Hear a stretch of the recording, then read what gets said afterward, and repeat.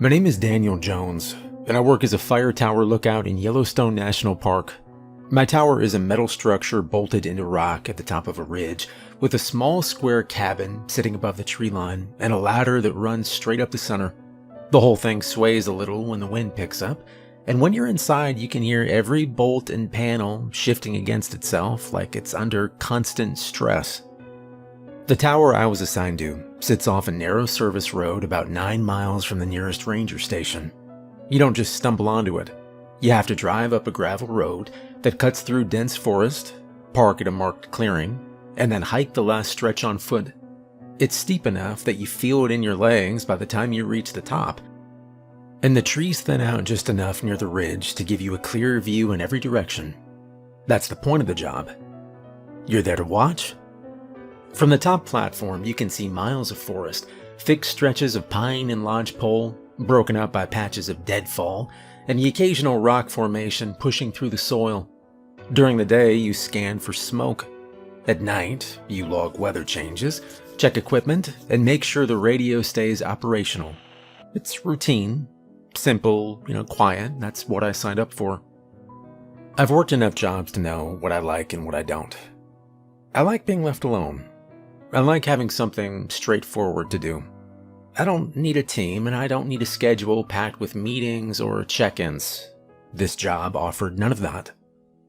The application process was minimal. I found the listing through a contractor that handles seasonal staffing for remote positions. There was no interview, just a short form asking about prior work experience and whether I could handle isolation for extended periods. I checked the boxes, sent it in, and I got a response 2 days later with coordinates, a start date, and a short list of supplies I was expected to bring myself. When I arrived at the ranger station, I met Eric Foster for the first time. He was already there, standing next to a white service truck with the engine running. Mid-40s, maybe older, hard to tell. He wore a faded green jacket and had a pair of work gloves tucked into his back pocket. He didn't introduce himself right away, just looked me over, nodded once, and asked if I had everything I needed. "Yeah, I've got what was on the list," I said. He opened the back of the truck and started loading my gear without saying anything else. There was no small talk, no orientation packet, no walkthrough of procedures, just a quiet understanding that we were heading up to the tower and that whatever I needed to know would be handled there. Well, the drive took about 40 minutes. The first half was paved road through thicker parts of the park, with the occasional passing vehicle or tourist turnout.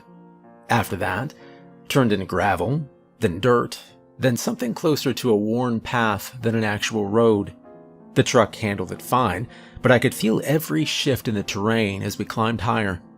Eric didn't say much during the drive. He kept both hands on the wheel, eyes forward, like he'd done the route so many times he didn't need to think about it anymore. I tried asking a few basic questions, how long he'd been working the tower, what the typical schedule looked like, but his answers were short and direct.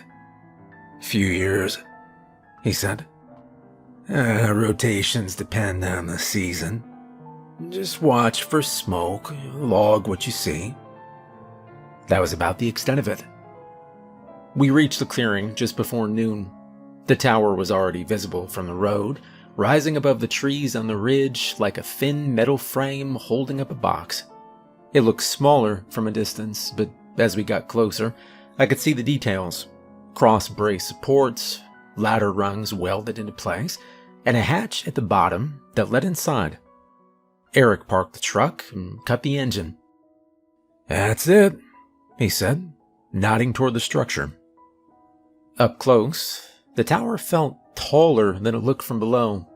You don't really get a sense of the height until you're standing at the base and looking straight up through the center. The ladder runs vertically with no breaks, just a series of metal rungs that lead all the way to the cabin above. The wind was light that day, but even then, I could hear the faint creak of the structure shifting. We carried the gear up in 2 trips.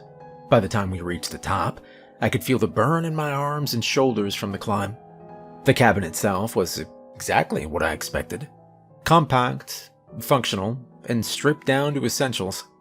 There was a desk with a radio unit, a set of binoculars mounted near the windows, a logbook, and a few shelves stocked with basic supplies. A narrow cot sat against one wall, and a small propane stove was bolted to the counter near the corner. The windows ran along all four sides, giving a full view of the surrounding forest. From up there, the park didn't look like something you'd hike through. Looked like something you'd, study. Every section of trees blended into the next, broken up by elevation changes and the occasional clearing. It was quiet and, it felt complete. No traffic noise, no distant voices, just wind moving through the trees and the occasional sound of something shifting in the distance. Eric set the last of gear down and walked over to the desk. He checked the radio first, turning the dial slightly and listening for a response. A faint burst of static came through, followed by a clipped voice reporting weather conditions somewhere farther north. "Radio works," he said. He flipped open the logbook and scanned the last few entries. Each line was dated, time-stamped, and written in the same neat handwriting. Wind direction, temperature, visibility, and a few notes about cloud cover. Nothing unusual.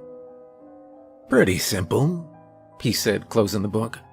"You watch and log, and you report if something starts." I nodded. That all tracked with what I expected.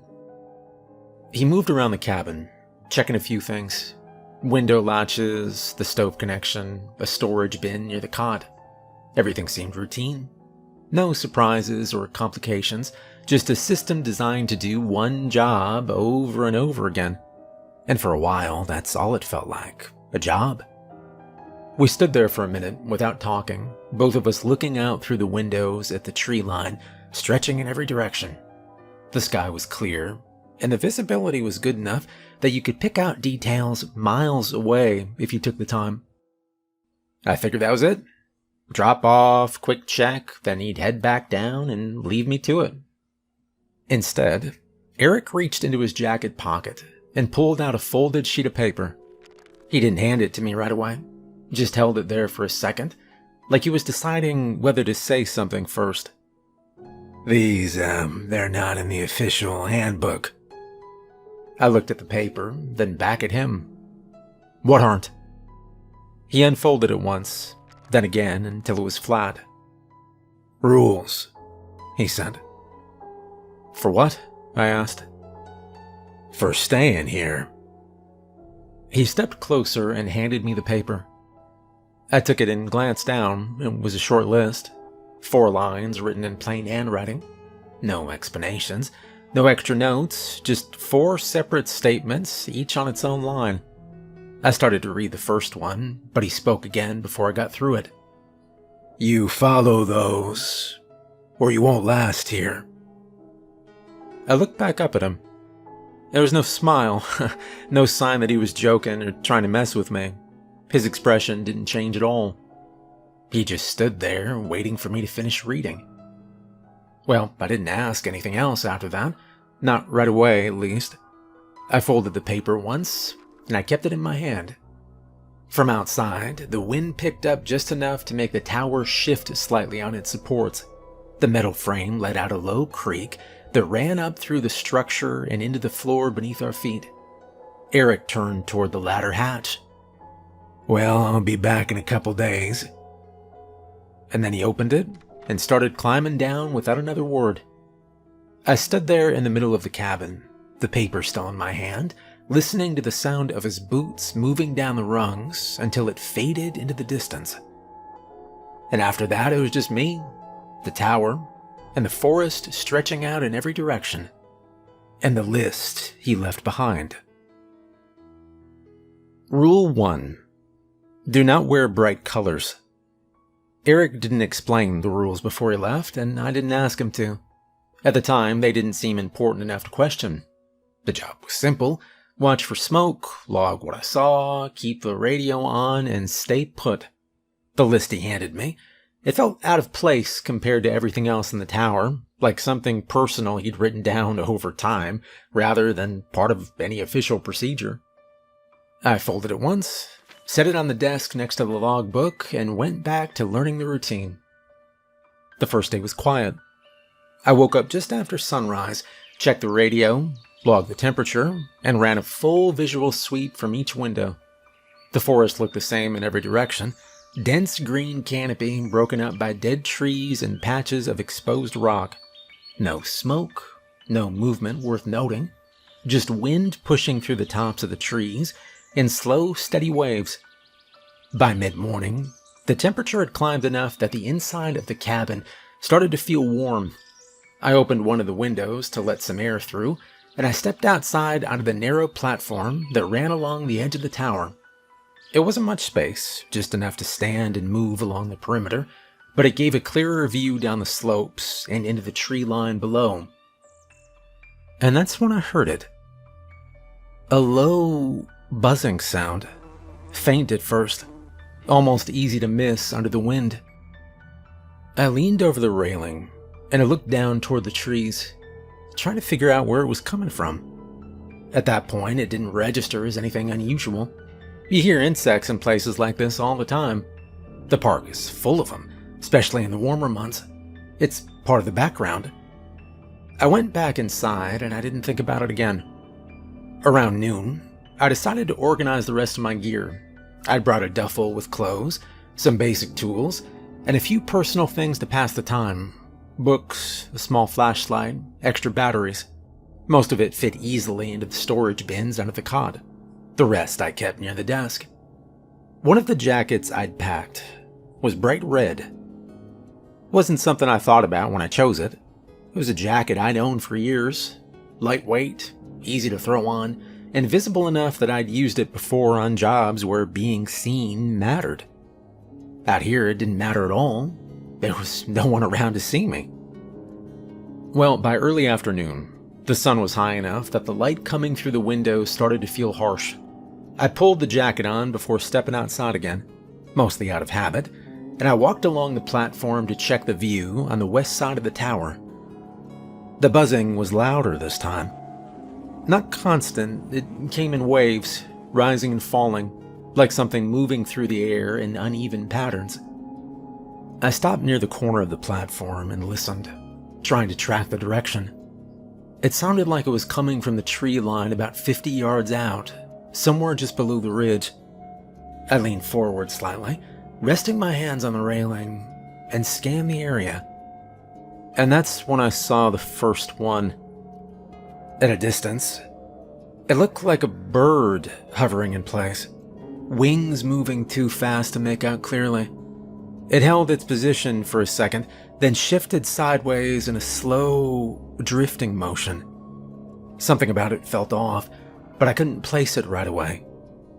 And then it moved closer. The shape became clearer as it crossed the open space between the trees and the tower. The wings were too short for a bird, the body too thick.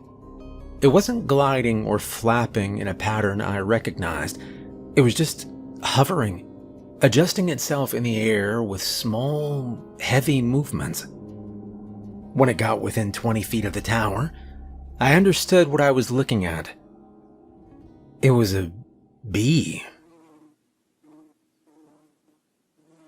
It was a bumblebee. If you went by the shape and the coloring, thick body, black and yellow bands, wings beating in a rapid blur. But it was the size of a basketball, maybe larger. Big enough that I could see the individual segments of its body and the slight twitch of its legs as it adjusted in the air. I didn't move. It hovered there for a few seconds, drifting slightly from side to side, like it was inspecting the space around the tower. The buzzing was louder now. And then another one came into view behind it. And another. Within a minute, there were at least 5 of them moving through the air around the tower, crossing paths, hovering near the edges of the platform, and then drifting back toward the trees. None of them moved fast. None of them made any sudden motions. They just floated there, steady and controlled, like they were following something I couldn't see. I took a step back toward the door, and one of them shifted direction. It didn't rush at me. It just turned slowly and started drifting closer to the platform where I was standing. The others didn't react. They kept moving in their own patterns, crossing through the air in wide arcs. The one that turned toward me kept coming, though. I stepped back again, keeping my eyes on it as it closed the distance. At 10 feet, I could see the texture of its body clearly. The dense, almost matted surface of its outer layer, the way the light caught on it in uneven patches. Its wings made a sharp, vibrating sound as they cut through the air. At 5 feet, it stopped. It hovered there, facing me. And then it moved forward. The impact hit my chest before I had time to react. It wasn't a sting or a bite. It was a solid hit, like being struck by something heavy moving at speed. The force pushed me back into the doorframe, knocking the air out of me and sending a sharp jolt through my shoulders as I hit the metal behind me. I grabbed the frame to keep me from losing my balance. But the bee didn't stop. It bounced off me and drifted upward, adjusting itself in the air like nothing had happened. The sound of its wings filled the air around the platform, loud enough that I could feel it in my ears. I pulled the door open and stepped inside. As soon as I moved out of the open space, the bee lost interest. It hovered near the edge of the platform for a second, then turned and drifted back toward the others. I shut the door and stood there, catching my breath. From inside the cabin, I could still hear them. The buzzing carried through the walls, low and constant, like a distant machine running somewhere out of sight. I moved to the window and looked out carefully, keeping my distance from the glass. They were still there, moving in slow patterns around the tower, crossing through the air and drifting back toward the trees. None of them came close to the windows. None of them tried to get inside. They just stayed out there. I stepped back from the window and looked down at myself. The red jacket stood out immediately. Bright against everything else in the room. Bright against the forest outside. Bright enough that it was the first thing you would notice from a distance. I took it off. The buzzing outside didn't stop, but none of the bees came back toward the door. I folded the jacket and set it on the floor next to the cot, and then walked back to the desk and picked up the paper Eric had left. I unfolded it and read the first line again. Do not wear bright colors. I stood there for a minute, looking at the words, then back at the jacket. And the rest of the day passed without anything else happening. By late afternoon, the bees had drifted back into the trees, and the buzzing faded until it was gone completely. The forest went back to the way it had been that morning, still, quiet, and empty from a distance. But the rule stayed where it was. I didn't put the jacket back on. The next time Eric came up to the tower, I asked him about it, and he did not look surprised. Tried it, didn't you? He said, setting a crate down near the door. I didn't think it mattered. He nodded once, like that was the expected answer. They're not aggressive, he began. They don't come after you on purpose. Then why did it hit me? I asked. He walked over to the window and looked out toward the tree line before answering. They think you're something else. Something they're supposed to land on. I didn't say anything. He turned back toward me. You know, you wear something bright, they see it from a distance. They probably think you're a flower. Sometimes they try to settle, and sometimes they just bump you and move on. That did not feel like a bump, I said. No, it wouldn't. He picked up the jacket from the floor, looked at it for a second, then tossed it back down. You know, you're lucky it only hit you once, he began. We had a guy a few years back wore a yellow vest out here. Didn't take it off when he should have. What happened to him? I asked. Eric paused a second before answering. They lifted him. I stared at him, waiting for more. Not on purpose. They grabbed onto him, tried to hold position. Wings got under him just enough to carry him. And then? Well, they lost grip. Dropped him. He didn't die, but he did not walk right after that either. The cabin was quiet for a second after that. I looked back at the paper in my hand, then at the first line.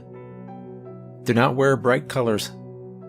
Eric moved past me and started checking the radio like he had the first day, adjusting the dial slightly and listening for a signal.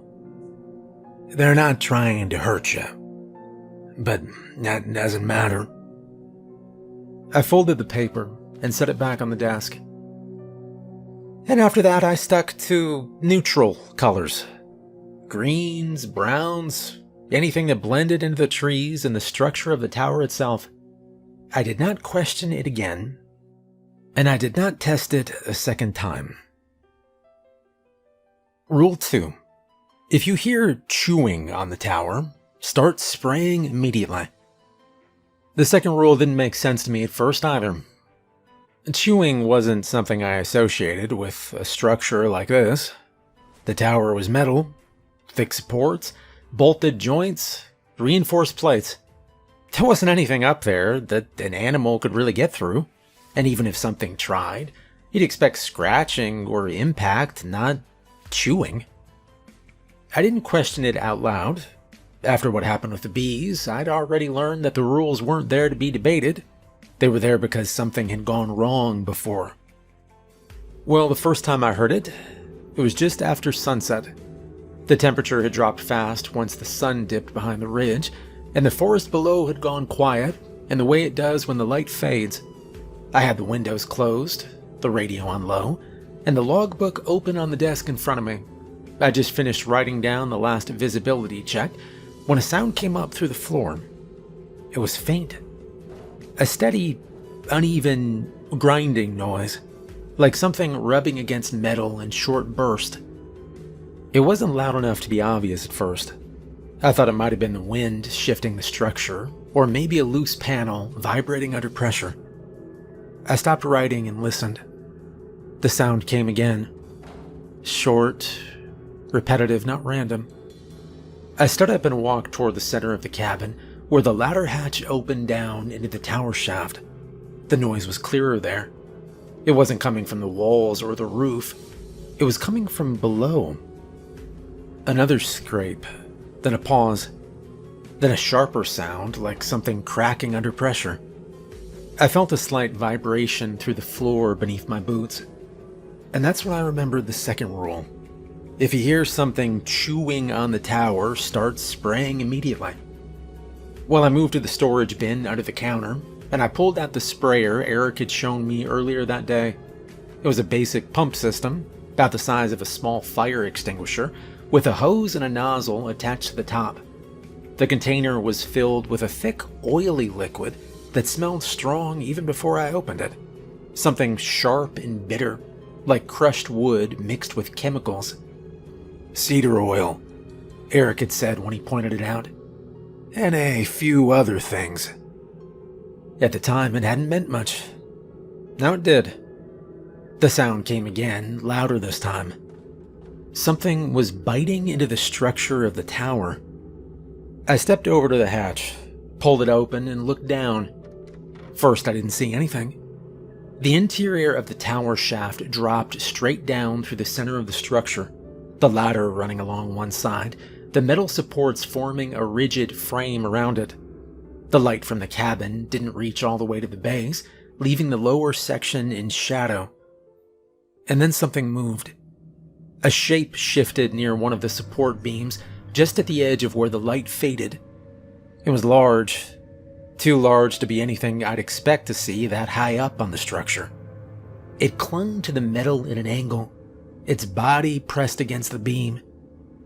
I leaned forward slightly, trying to get a better look.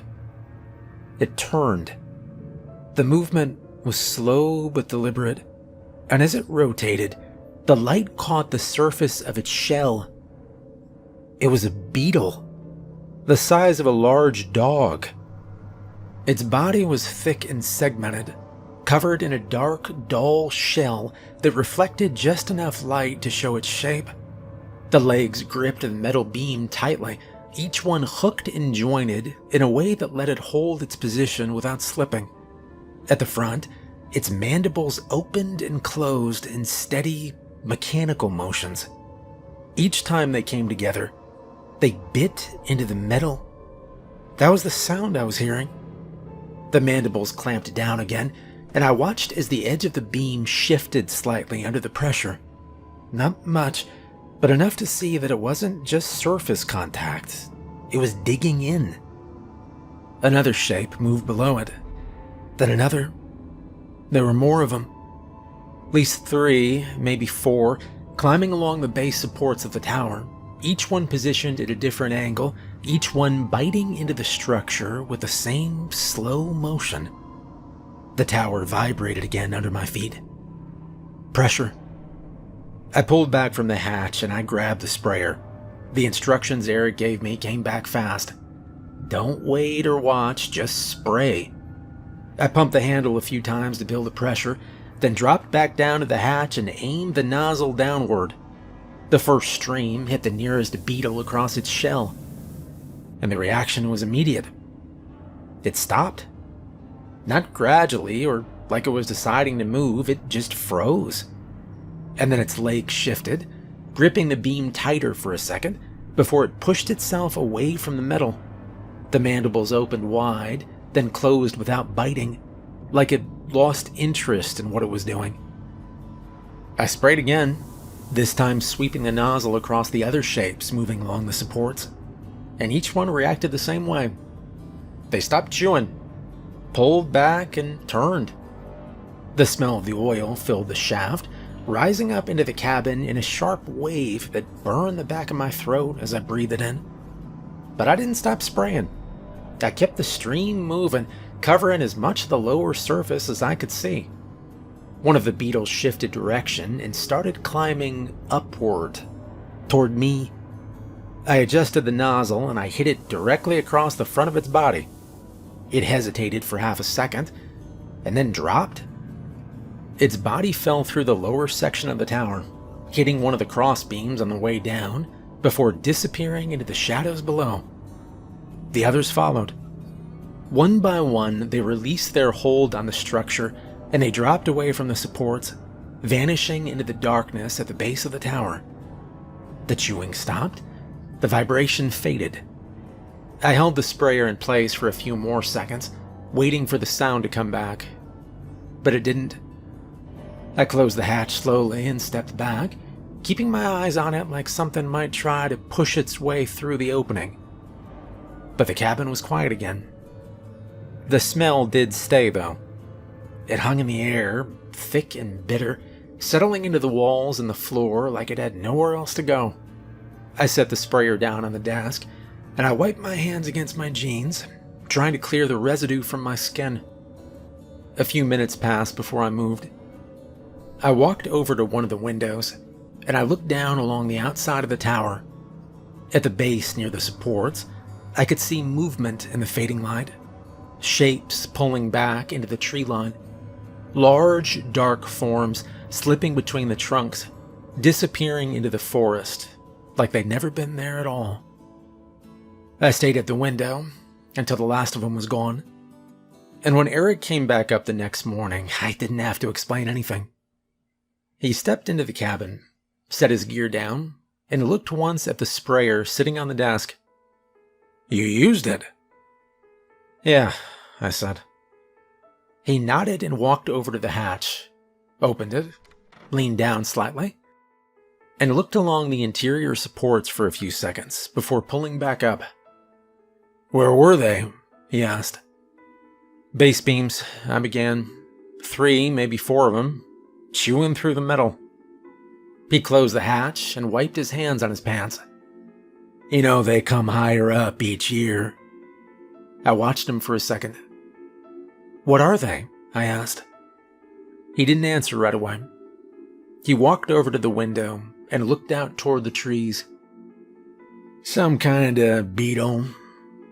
Not natural," he said finally. He turned back toward the desk and picked up the sprayer, checking the level of liquid inside. "Well, you did it right, though. Soon as you heard it, you spray. Don't wait to see how bad it is." I glanced toward the hatch.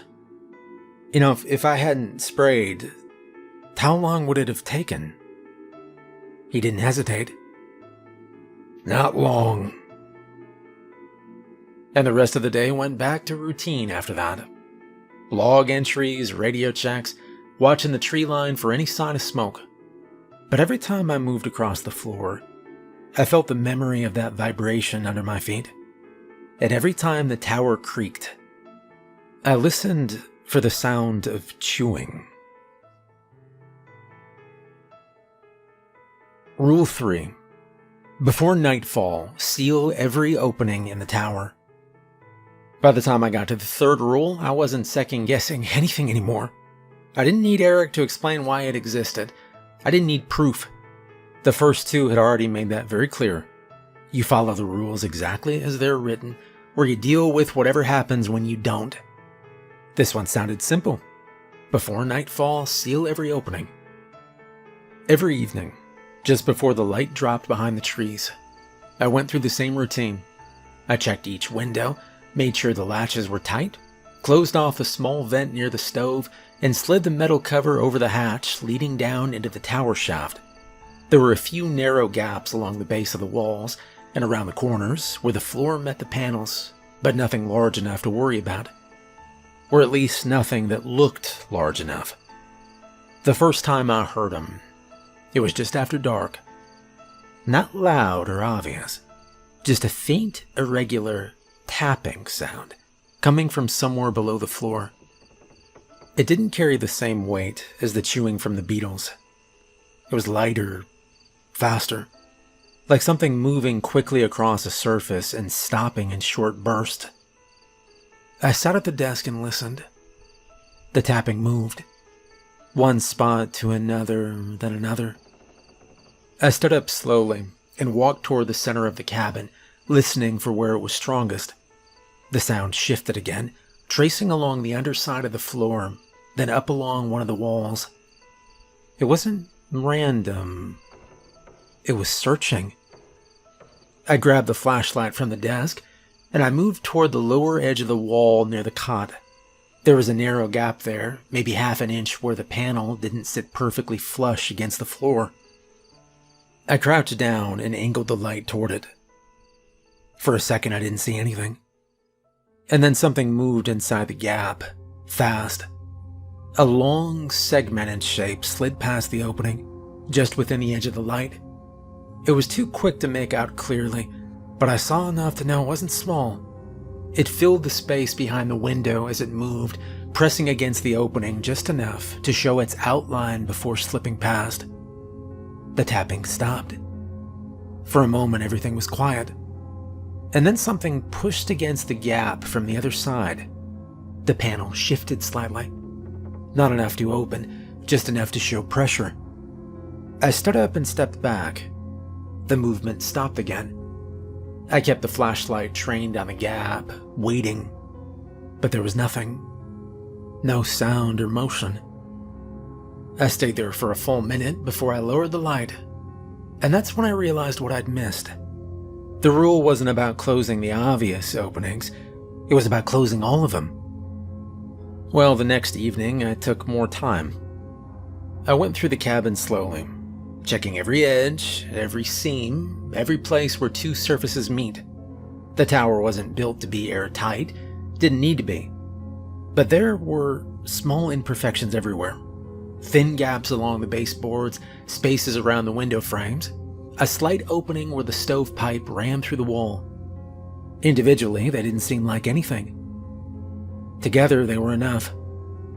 I found a roll of heavy tape in the storage bin, and I started sealing every one. Window edges first, then the vent, then the base of the walls. I pressed the tape firmly into place, smoothing it down with my fingers until there were no visible openings left. It took longer than I expected, but by the time the sun dropped behind the ridge, the cabin was sealed as tightly as I could make it. That night, the tapping came back, Louder. Faster. It started near the base of the tower again, and then it moved upward along the supports. I could hear it clearly now, even through the sealed walls. Dozens of points of contact, all moving at once, climbing, probing, testing every surface. I stayed still, listening. The sound reached the level of the cabin, and it spread out along the exterior. And then something hit the wall hard. Not a strike, not an impact meant to break through. It was contact followed by movement. Whatever it was pressed against the outside panel, sliding along it in a smooth, continuous motion. The tapping followed it, circling the cabin, stopping and starting in different places, like it was mapping the structure from the outside. I kept the flashlight in my hand, but I didn't move toward the windows. The sound shifted toward the door. A faint scraping followed, lower than the rest, right along the base where the metal met the floor. I stepped closer, careful not to make any noise, and I angled the light down toward the seam. The tape held. Then for a few seconds, nothing happened. And then the metal flexed slightly. Something pushed against it from the outside, testing the seal. The pressure increased. The tape stretched, but didn't break. And after a moment, the pressure stopped. The tapping moved on. I stood there, listening as it traced along the edges of the cabin, moving from one point to another, never stopping for long. And that went on for hours. Eventually, sometime past midnight, the sounds faded. The tapping slowed, then stopped completely. By the time I checked the windows again, there was nothing outside but the dark tree line and the faint movement of branches in the wind. The next morning, Eric came by up with a supply crate. He set it down near the door and glanced around the cabin. "You sealed it?" "Yeah," I said. He walked over to one of the walls and ran his hand along the taped seam, pressing lightly against it. "Good." I hesitated for a second before speaking. "What are they?" He didn't look at me right away. "Centipedes," he said. "They're bigger than anything I've ever seen. And they're not just moving around, they're looking for a way in." There was a gap, I began. Small, I didn't think it mattered. He nodded once. "They don't need much." I let that sit for a second. "If one of them gets in, what happens?" I asked. Eric stopped moving. He looked at the floor, then back at me. "There won't be anything left of you." That was all he said. Later that day, I checked the exterior. I climbed down part way, and I looked along the supports and the outer panels where I could reach safely. There were marks on the metal, thin, shallow lines running in irregular patterns across the surface. Not deep enough to do real damage, but clear enough to show where something big had moved. Near the base, I saw one of them.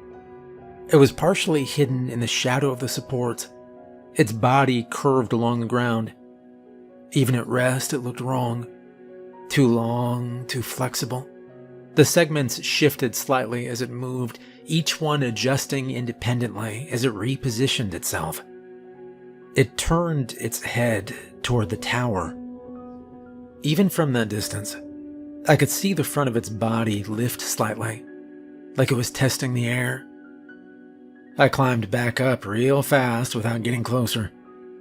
And that night, I sealed the cabin earlier. I checked every seam twice, pressed down every strip of tape until I was sure it would hold. When the sun dropped and the forest went quiet, I was already inside with the door closed and the light off. The tapping started again not long after. It went on for hours. They couldn't get in that night, but they did not stop trying. Rule 4. If you see animals caught in webs, do not go into the trees.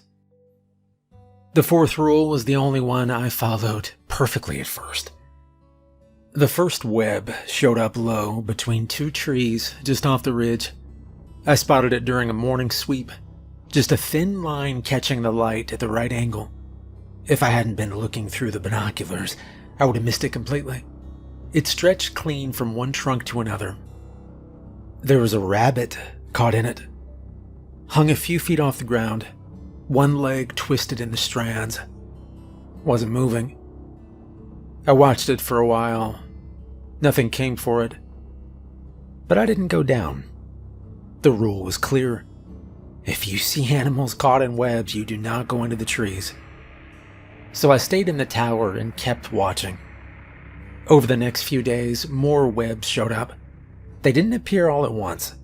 They spread slowly, one at a time, deeper in the trees at first, and then closer to the ridge, each one placed with the same precision, tight spans between trunks, different heights, some low, some high enough that they disappeared into the canopy. And the animals changed. Birds first, then another rabbit, then a coyote. And that's when I started seeing them. At first it was just movement. Something shifting above the webs, high in the branches where the light didn't fully reach. I'd catch it in pieces, something long sliding from one trunk to another, then gone again before I could focus on it. I kept the binoculars trained on that area longer than I should have. And that's when I saw the first one clearly. A spider. It moved across a web stretched between two trees, its legs placing down one at a time. The body was massive, easily the size of a small car, maybe larger depending on how much it was hidden in the shadows. The legs extended far beyond that, reaching from trunk to trunk without needing to touch the ground. It didn't rush. It didn't hunt the way animals do. It just moved slowly along the web. I lowered the binoculars and I stepped back from the window. I didn't go down. For the next few days, I stayed in the tower and I watched the tree line carefully. More webs appeared, more movement above them. Sometimes I'd catch the shape of another spider crossing between branches. Sometimes just the shift of a leg or the tension of a strand pulling tight. They never came out of the trees, not once. They stayed in the forest, building outward, filling the space between trunks with those same tight, controlled lines. The closer they got to the ridge, the more defined the webs became. And then one night, I saw the fire. Not at the edge of the trees. It was right in the middle of it. A small campfire, steady and low, glowing through the webs like it didn't belong there. I saw movement around it.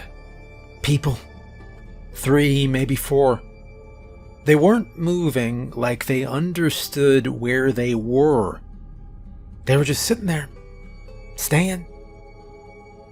Well, I didn't hesitate that time. I grabbed a dark jacket, a flashlight, and I headed down. And the forest felt wrong the second I stepped into it. Empty. No insects, no wind moving the branches. Nothing but the sound of my own steps and the faint crackle of that fire ahead. The closer I got, the more I could see the webs. They were everywhere. Some were thick enough to catch the light from my flashlight in solid lines. Others were nearly invisible until I was a step away. I moved carefully, watching every step. And when I reached the clearing, I stopped at the edge. It was a family. 2 adults, 2 little kids, sitting close to the fire, packs on the ground, like they just stopped for the night without having any idea where they were. This area was supposed to be off limits. They looked up when they saw me. "You need to leave now," I said. And that was enough. They could see the look on my face. The man stood first, turning slightly toward the trees like he was about to ask something. And then he finally saw them. The eyes. They were everywhere. Low between the trunks, higher up along the branches, scattered in a wide circle around the clearing. Dozens of them, all fixed in place just beyond the firelight, watching us. Nobody spoke after that. I grabbed a branch from the fire and held it out until it caught. "Take one," I said. They all did.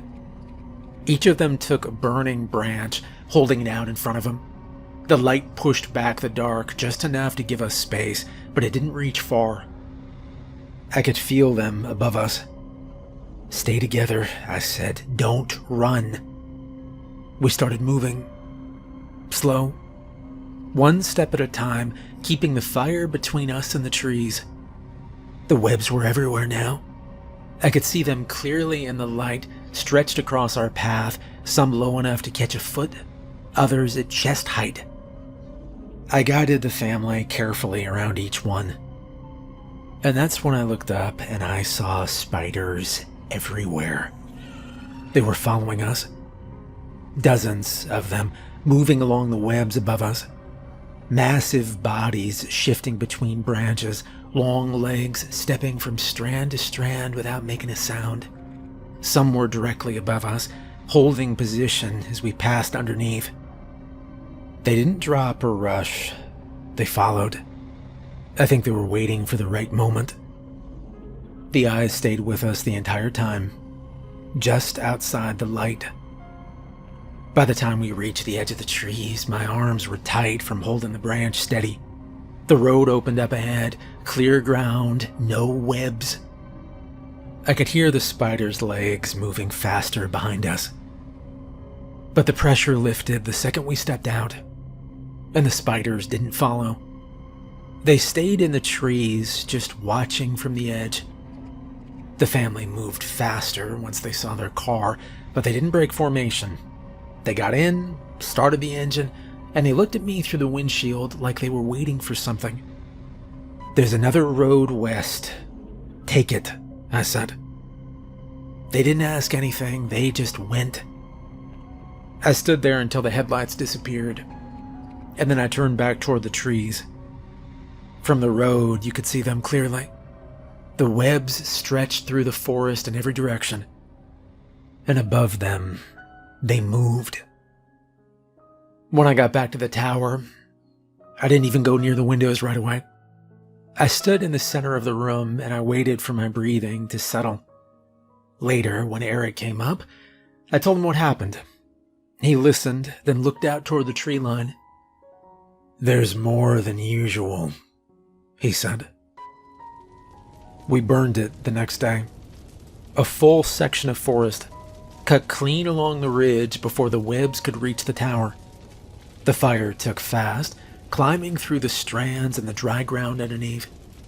I saw movement in the trees as it spread, large shapes pulling back ahead of the flames, retreating deeper into the forest. They didn't come out.